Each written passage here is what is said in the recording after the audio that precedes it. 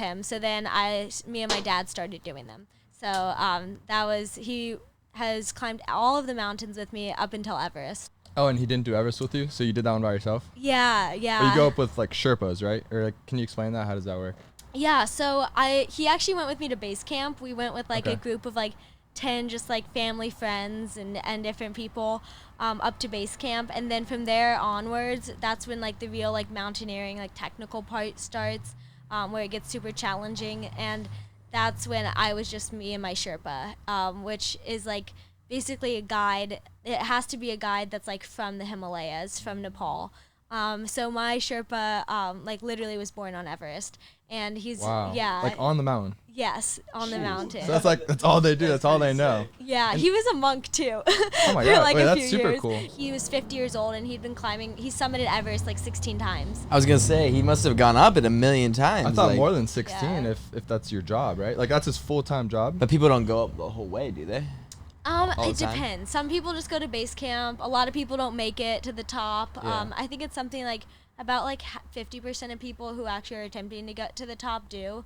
As in they quit, or like, I mean, a lot of people die too, right? Yeah, I want to say like a lot, but when I was up there, 3 people died on the mountain like while I was up there. Oh my god, when you went up? Yeah. There's been like 300 total, right, or something like that. I think on so. Everest. Yeah, some years are worse than others. Like this year was a bad avalanche year. Really? Yeah, it's like the ice fall keeps melting more and more each year just because of like the climate change. Yeah.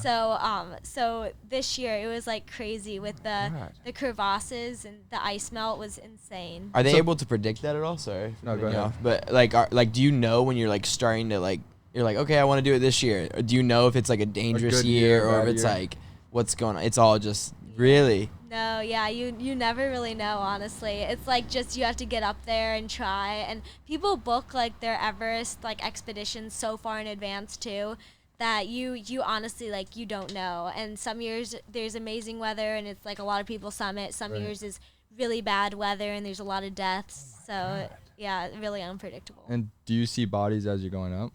So I saw one body because they cleared most of them down like a few years ago. So like the really like famous ones that like a lot of people walk by, those are like all off the mountain. Really? Or at least the ones that why did they do that? Well, they just like, I don't know, they didn't really like it. Like they didn't want like there's too many of them. They get in the way of the trail. Well, I heard it's really hard to do that though, right? It is. To take them down. It's dangerous. Yeah. It is. That's why they don't do it very often. It's like only like a few years because it is really like you don't want to risk other people's lives to like get bodies off of the mountain. Sure. So they did one a few years ago, but since then there's been like one person that died near the top and that you can like you walk past. My goodness. Why can't they helicopter up there and grab them?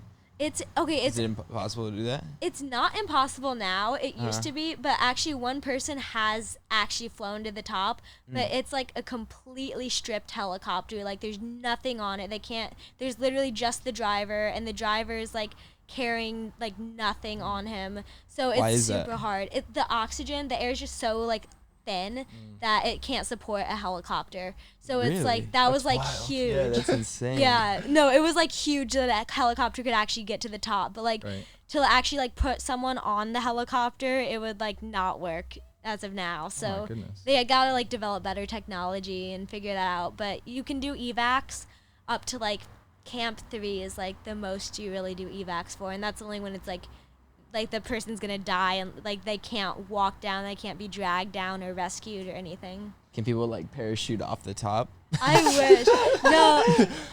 I want to. What are those wings? The squirrel wings. Yeah. Oh, Avalanche comes, you just jump. You're like, nope, not today.